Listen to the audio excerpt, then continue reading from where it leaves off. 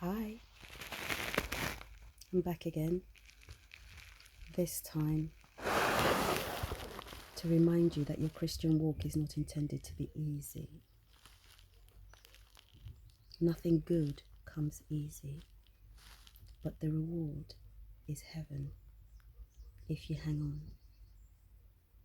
This was the problem with Israel, the people of Israel, why God eventually scattered them. He's not abandoned them, he's going to gather them back together, but the curse has endured for over 400 years. Why? Because part of being a Christian is to be separated. You are separated from the things of the world. You are supposed to be separated from doing things the way people that don't believe do it. So what are you doing? You're sleeping around. You're having sex before marriage.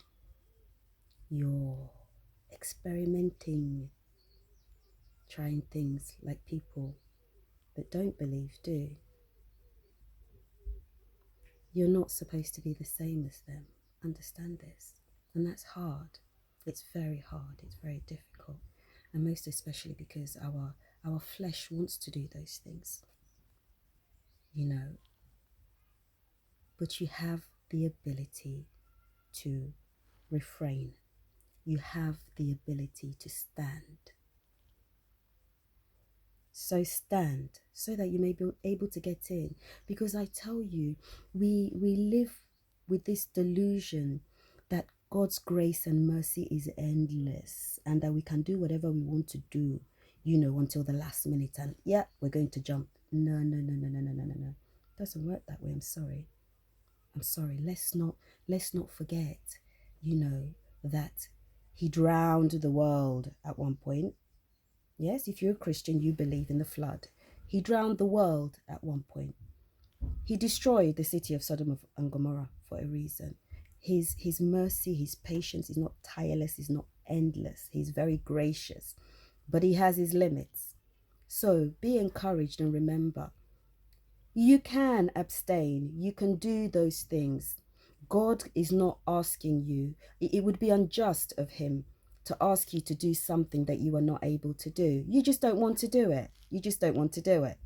So, and you need to understand that as long as you're doing things your way, you're going to continue to experience the situations that we're all experiencing at the moment, because we've walked away from God. We live in a society that does not acknowledge God, that does not want to even hear the things of God. And so you are looking at them, and if you are emulating and following them, guess what? You're going to go exactly where they're going to go, no matter how many times you call on the name. You're going there.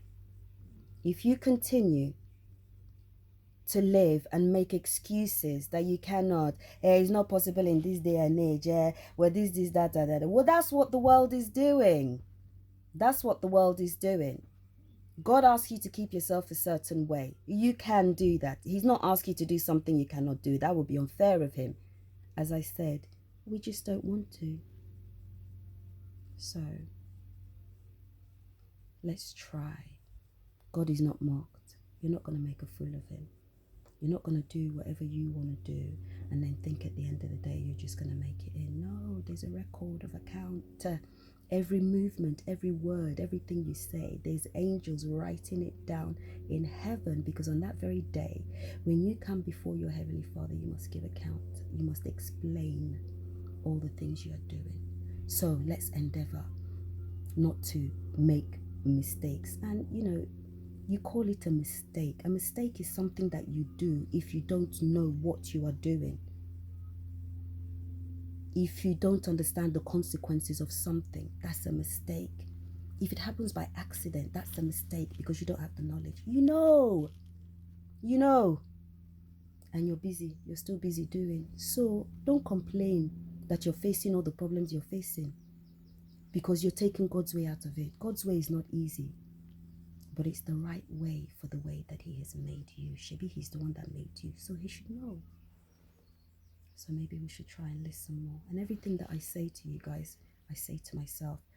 I learn These are not my words, these are not my ideas. I believe that I'm being guided to share these things with you, and so I will. Because there's nobody, if we don't have the courage to speak up, then we will continue in the same mess. Have a good day. Bye.